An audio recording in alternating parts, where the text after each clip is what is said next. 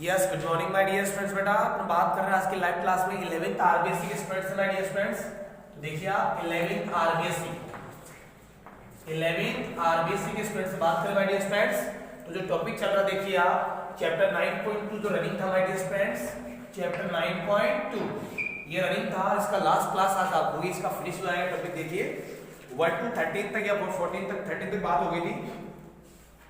1 to 13 देखिए भैया question number 15 देखिए माय डियर स्टूडेंट्स, ये भी अच्छा क्वेश्चन है। 15 हालांकि एग्जाम 14 सॉरी पहले 14 देखिए आप एग्जाम्पल में दे रखा है। ये करा कि ये 5 और 26 के बीच ऐसी 5 संख्याएं डालिए ताकि प्राप्त अनुक्रम क्या बन जाए, समांतर श्रेणी। यानी कि प्राप्त जो अनुक्रम वो क्या बन जाना चाहिए बेटा, समांतर श्रेणी। यानी 5 और 26 के बीच, यानी कि सपोज दैट राइट नाउ पहले आप इसका सॉल्यूशन डालिए माय डियर फ्रेंड्स। ये तो 5 है, यानी कि अकॉर्डिंग टू क्वेश्चन यानी कि प्रश्न अनुसार।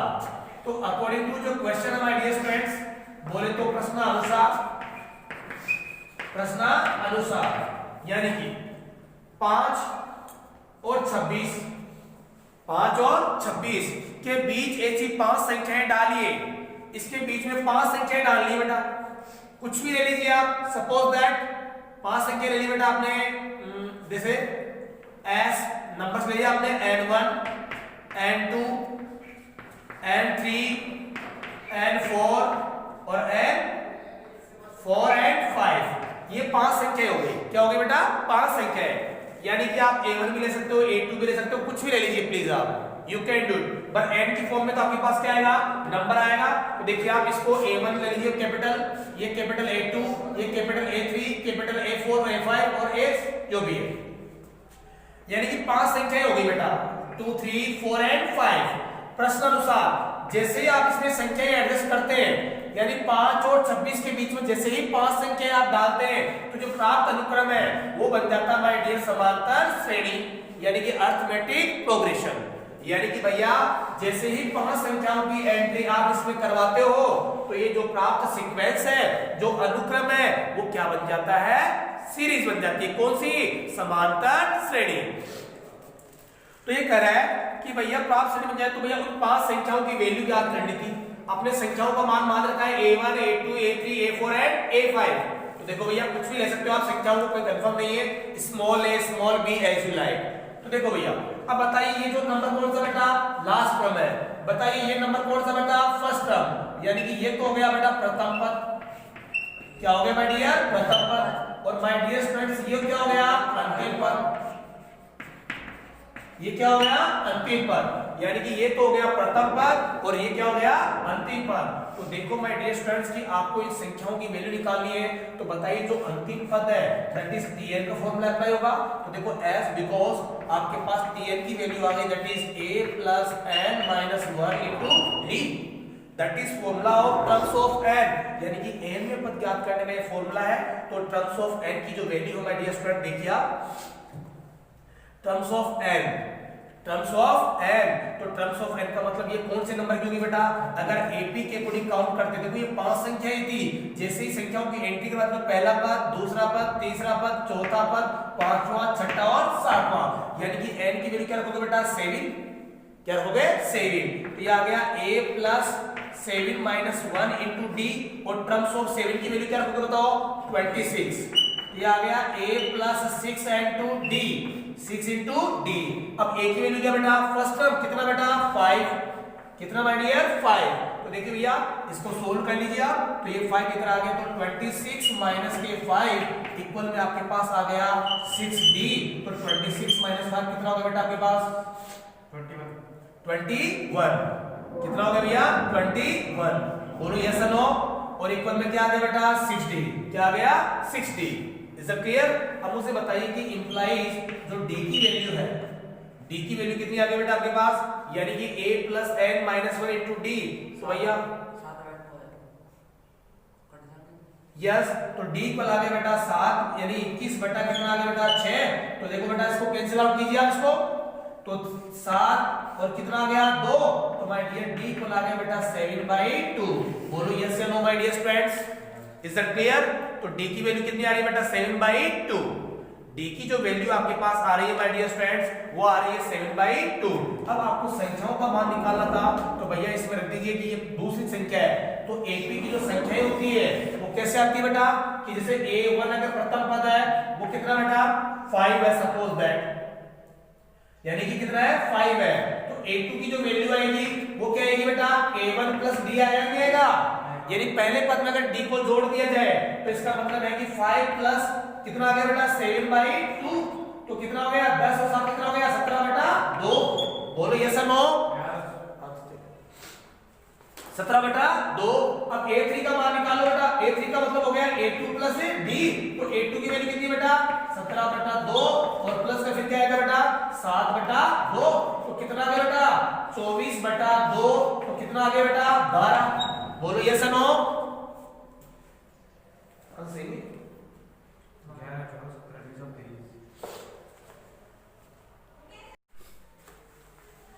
यस। देखो बेटा अब इसमें बेटा थर्ड टर्म्स आ गया ये वाला, तो 24 बेटा 2। अब बेटा कौन सा निकालोगे बेटा फोर्थ में क्या आएगा बेटा A3 प्लस D, तो A3 की वैल्यू कितनी आएगी बेटा देखो 12, और D की वैल्यू कितनी बेटा आपके पास 7 बेटा 2, अरे 7 बेटा 2, तो 12 गुना 24, 24 और 7 कितने हो गए 31, अरे कितने हो गए 31 बेटा 2। बोलो यस और नो। अब देखो बेटा पांचवें नंबर की जो टर्म्स थी माय डियर स्टूडेंट्स ये निकाल लेते देखो प्लीज, यानी कि A5 का मतलब क्या आ गया बेटा आपके पास, A5 कौन सा आएगा बेटा A4 प्लस D, तो A4 की वैल्यू कितनी बेटा 31 बेटा 2, और प्लस के 7/2, तो एलसीएम कितना आ गया बेटा 2 आएगा, तो ये आ गया 38 बेटा 2, तो कितना आ गया बेटा 19। बोलो राजा दैट इज आंसर। इससे आगे की संख्याएं आप फाइंड कर सकते हो। देखो भैया अपन ने किया 5 और 26 के अकॉर्डिंग, जो आपकी बुक का आंसर सेट है वो है 8 और 26 के अकॉर्डिंग, तो गलत नहीं है, that is perfect. Is it clear my dear? Okay, देखिए नेक्स्ट क्वेश्चन प्लीज। गलत नहीं भैया, परफेक्ट है। देखिए आप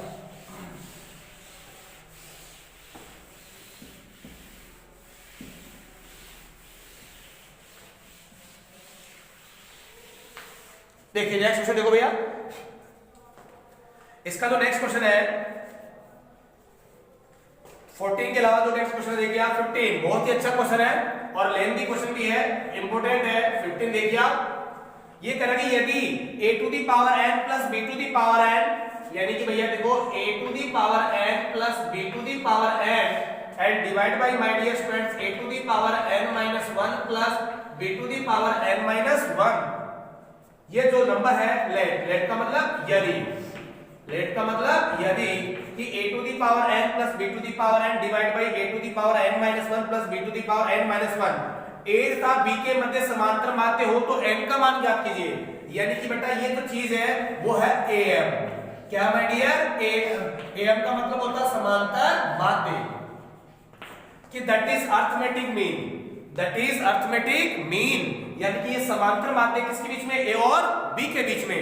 तो देखो my dear according to question, तो देखो एस बिकॉज कि a व b के बीच, a व b के बीच, तो समांतर माध्य क्या आएगा बेटा am, तो am का फॉर्मूला हो गया बेटा इन दो संख्याओं को ऐड कर दो और डिवाइड में 2, तो देखो भैया सो देयरफॉर, अब भैया इस am की वैल्यू पुट कर दीजिए माय डियर स्टूडेंट्स, तो देखो इंप्लाइज, तो सो देयरफॉर आपके पास आ गया a plus b upon 2 that is a to the power n plus b to the power n and divide by a to the power n minus 1 और plus b to the power n minus 1। ये आपको simplify step मिलेगी, इसको आपको simplify करना है। देखिए बात, यानी कि बताइए n की वैल्यू क्या आएगी यहां से, देखो my dear students a plus b upon 2 that is, ये कह रहा है कि क्वेश्चन के अनुसार कि ये जो आपको गिवन है वो a व b के बीच का क्या है समांतर माध्य, क्या है माय डियर समांतर माध्य। तो समांतर माध्य आप 10th क्लास में पढ़ चुके हो कि अगर abc अगर 3 नंबर है तो भैया abc के बीच का समांतर माध्य क्या होता है b इक्वल होता है a प्लस c अपॉन 2। अगर आपके पास 11 कोई 3 नंबर है तो भैया n इक्वल क्या है बेटा l plus n divide by 2। Okay my dear students, तो इनका समांतर माध्य फाइंड करने का ये प्रोसेसिंग स्टेप्स है, ये फंडामेंटल है। तो राइट डाउन देखो बेटा, अब इसको क्रॉस मल्टीप्लाई कीजिए भैया, इसको क्या करेंगे बेटा क्रॉस मल्टीप्लाई, तो 2 को इससे किया, इसको इधर से देखो भैया प्लीज इंप्लाइज, तो देखो a प्लस b एंड ये आ गया a to the power n minus 1 plus b to the power n minus 1। अब देखो भैया ये इसको इधर से किया, 2 को इधर से कर दीजिए आप, तो 2 and a to the power n plus b to the power n, a plus b यानी 2 से मल्टीप्लाई किया।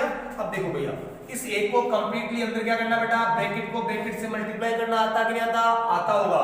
तो देखिए आप a dot a to the power n minus 1 and plus a dot b to the power n minus 1 and plus b आ गया आपके पास b dot a to the power n minus 1 and plus b को इससे कीजिए बेटा b dot b to the power n minus 1 और equal to, तो देखो बेटा 2 a to the power n और plus 2 b to the power n। Okay my dear students, so please you can watch, आप इसको देख सकते हो एंड समझ भी सकते हो। देखो बेटा ये कैलकुलेशन किया मैंने, ओनली मल्टीप्लाई, कुछ खास नहीं किया, ओनली क्या किया माय डियर स्टूडेंट्स, मल्टीप्लाई। अब देखो भैया यहां बेस इक्वल तो पावर क्या होती है 8, तो a टू दी पावर 1 और माइनस का 1 क्या हो जाएगा बेटा, कैंसिल। तो कुल मिला के आपके पास इंप्लाइज क्या बचेगा बेटा, यहाँ पे a to the power n और माय डियर स्टूडेंट्स यहां पर क्या बचेगा भैया b to the power n, क्योंकि आधार समान तो बातें क्या होती है, जुड़ जाती है। आधार समान तो बातें क्या होती है, जुड़ जाती है। तो ये आ गया plus b to the power n और इक्वल में आ गया माय डियर स्टूडेंट्स 2। देखो भैया अभी तो ये भी तो ना, यस ये वाला terms plus a dot b to the power n minus 1 and plus यार आपके पास b dot a to the power n minus 1 and equal में आ गया भैया 2 a to the power n और plus 2 b to the power n। बोलो yes या नो, इज इट क्लियर। अब देखो भैया इसको सिंपलीफाई करना है, तो मैं ऊपर से रफ कर रहा हूं, आपको समझना है, देखिए प्लीज।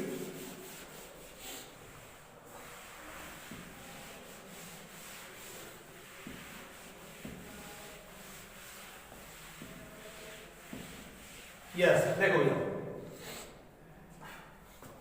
सो इंप्लाइज इस a to the power n को देखो बेटा, इधर से ये क्या हो गया बेटा, कैंसिल, तो इक्वल में क्या बचेगा बेटा a to the power n। इधर देखो बेटा ये b to the power n ऊपर जाके माइनस होगा तो क्या बचेगा बेटा, only plus b to the power n। अरे 2 a to the power n में से ये लेस होगा तो माइनस का a to the power n plus का a to the power n आएगा कि नहीं आएगा। और ये इक्वल में क्या चल रहा है बेटा, a dot b to the power n minus 1 and plus b dot a और इसकी होल पावर आ गया n minus 1। Is it clear. अब देखो भैया आपको किसकी वैल्यू फाइंड करनी है बेटा, n की, तो a to the power n one terms को तो वन साइड ट्रांसफर कर दो। तो देखो भैया इंप्लाइज इसको आप ऐसा लिख सकते हो बेटा, a dot b to the power n minus 1 plus b dot a to the power n minus 1 minus a to the power n और माइनस के b to the power n equal to 0।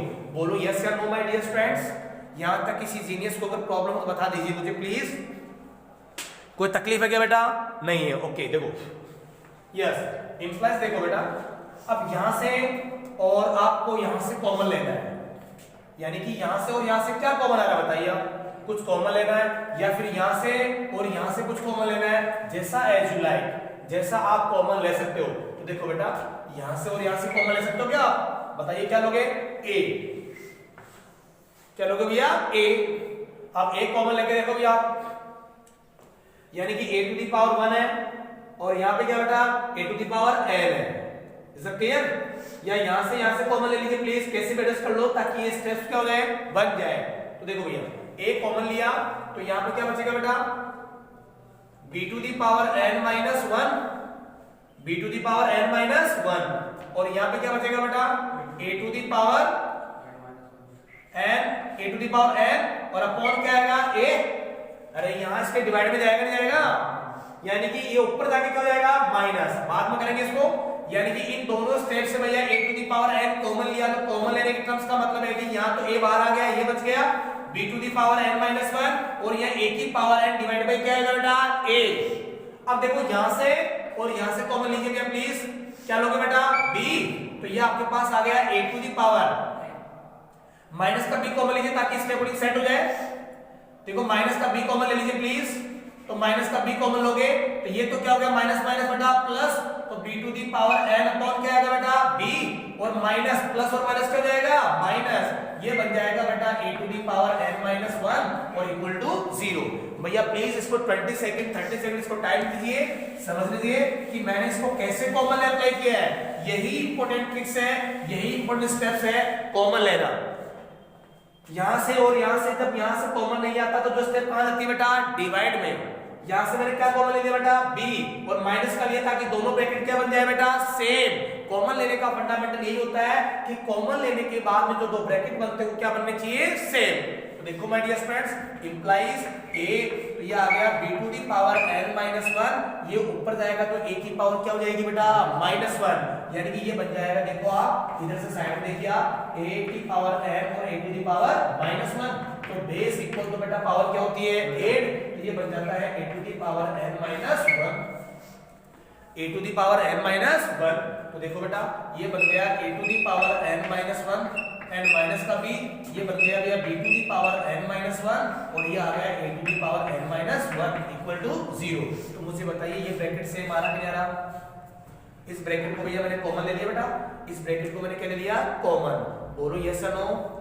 इस bracket को common ले लिया तो देखो बेटा आपके पास आ गया b to the power n minus 1 minus a to the power n minus 1, क्या बचा बेटा, a माइनस b और इक्वल टू 0, इक्वल टू 0। तो या तो ये 0 के होगा या ये 0 के, तो ये ब्रैकेट तो कभी क्या होगा, इज नॉट इक्वल टू 0, क्योंकि ये 0 तभी हो सकता है जब a और b क्या हो, इक्वल। ये ब्रैकेट तभी 0 पॉसिबल है माय डियर स्टूडेंट, तब क्या हो, इक्वल, और a और b इक्वल पॉसिबल नहीं है। सो देयरफॉर आप लिख सकते हो इसको इक्वल के इक्वल। तो देखो बेटा b to the power n minus 1 और minus a to the power n minus 1 equal to 0।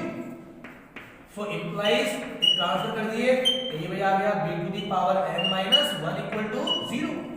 Okay my dear students, यानी कि कुल मिला के मैंने इसको ट्रांसफर कर दिया, फिर कहां भेज दिया इसको, डिवाइड में। अरे कहां भेजा इसको, डिवाइड में। यानी देखो आप एक स्टेप डायरेक्ट कर दी मैंने, हो सकता है कि आपको तकलीफ आए। देखो बेटा पहले इसको ट्रांसफर कर दिया तो a to the power n minus 1 equal क्या आ गया बेटा, b to the power n minus 1। Is it clear? अब देखो इसको डिवाइड में दिया तो a to the power n minus 1 upon b to the power n minus 1 equal क्या आ गया बेटा, 1। क्या आ गया बेटा, 1। बोलो यस और नो। अब देखो a अपॉन b, यानी कि सेपरेटली इसको लिख सकते हो बेटा a अपॉन b की whole power n minus 1 equal to 1। Is it clear? अब देखो बेटा यानी कि शॉर्ट हैंड स्वीट कि इसका भी बेस क्या बेटा, a अपॉन b, इधर पावर क्या माय डियर, n माइनस 1, तो मैंने इस b को बेस इक्वल करने के लिए क्या कर दिया, a अपॉन b की होल पावर 0, क्योंकि किसी की भी पावर 0 होती है तो उसकी वैल्यू क्या होती है बेटा, 1। किसी की पावर 0 तो उसकी वैल्यू क्या होती है, 1। यहाँ a अपॉन b करना जरूरी था ताकि इधर और इधर आधार क्या हो जाएगा, समान, क्योंकि इधर भी आधार क्या है, a अपॉन b। अरे आधार बोलो तो इंग्लिश में क्या बोलते हैं इसको, बेस। अब देखो बेटा a to the a upon b की whole power n minus 1 equal to a upon b की पावर 0, तो उसकी वैल्यू 0 का मतलब क्या हो गया, 1। तो इसका मतलब है कि भैया आधार समान तो घातें जुड़ जाती है, आधार समान तो घातें घट भी जाती है, और आधार समान होते हैं तो भैया बराबर में घातें कंपेयर भी हो जाती है, अर्थात घातों की तुलना भी कर सकते हैं। तो सो देयरफॉर आप लिख सकते हो n minus 1 equal to 0।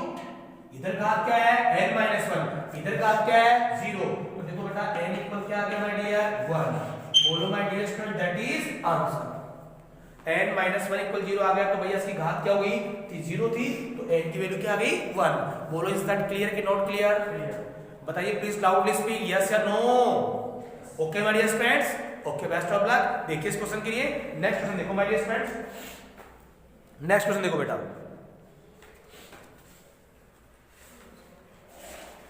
Yes, next देखिए,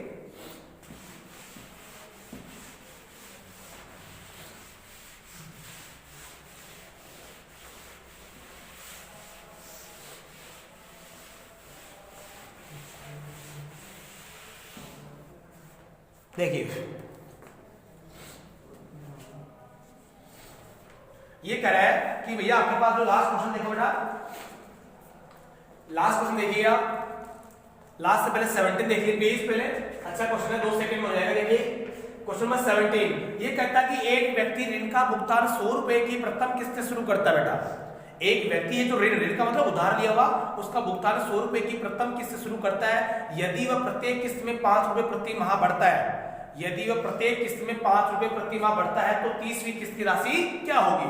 तो देखो बेटा, यानी कि जो भुगतान करता है, यानी कि वो जो किस्त का भुगतान वो कितने से करता है बेटा? 100 रुपए की प्रथम किस्त। तो इसका मतलब है कि प्रथम जो किस्त है उसको अपन क्या मान लेंगे? प्रथम पद, यानी कि भैया उसको मान लिया ए, वो कितना बेटा? 100 रुपए। अब ये कह रहा है कि यदि वो प्रत्येक किस्त में 5 रुपए प्रति माह बढ़ता है तो 5 रुपए प्रति माह बढ़ेगा, तो इसका मतलब ये हो गया कि वो दूसरी किस्त कितनी देगा बेटा? दूसरी देगा 105 और तीसरी किस्त कितनी देगा बेटा? 110। बोलो यस या नो? 110। तो आप देख सकते हो बेटा कि जो डी है, डी का मतलब बोले तो माय डियर स्टूडेंट सार में अंतर, यानी कि कॉमन डिफरेंस कितना आएगा बेटा? 5। बोलो यस या नो? तो बताओ वो 30वीं किस्त की अमाउंट कितना होगा?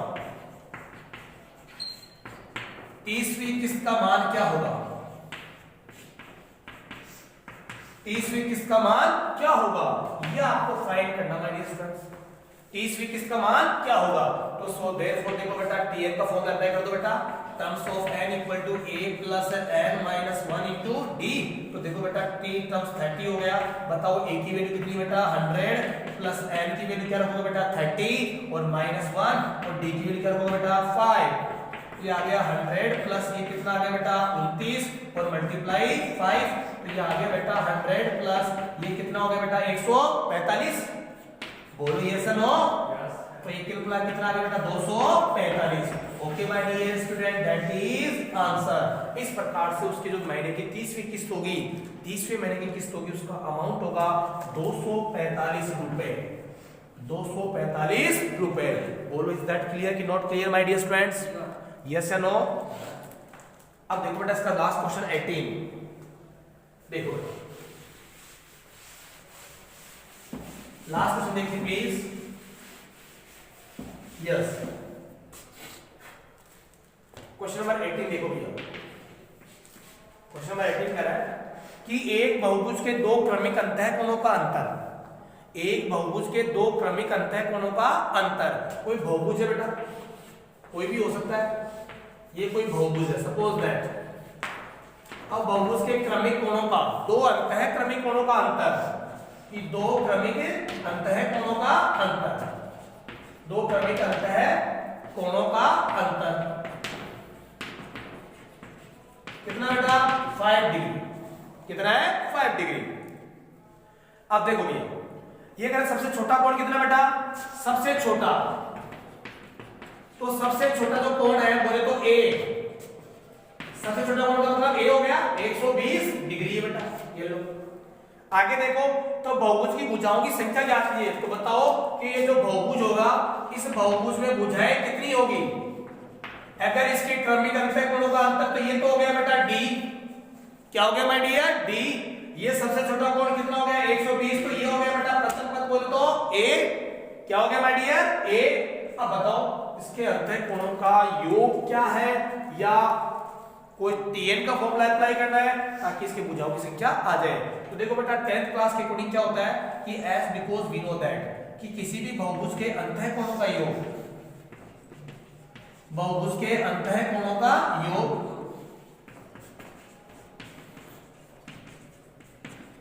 बहुभुज के अंतःकोणों का योग, तो बहुभुज के अंतःकोणों का योग क्या था बेटा? 2n - 4 × 90 degree. बोलो यस या नो? तो इसका मतलब है कि Sn का फॉर्मूला लगा दो बेटा। तो Sn का फॉर्मूला आ गया n/2 2a plus n - 1 × d।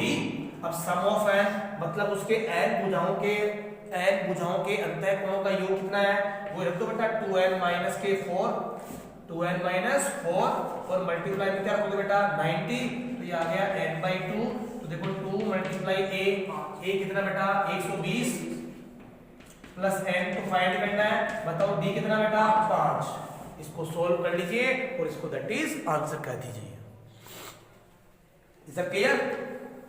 Okay my dear students, अब इसको सोल्व आपको करना बेटा और n की वैल्यू आपको फाइंड करनी है। Okay my dear, so please best of luck.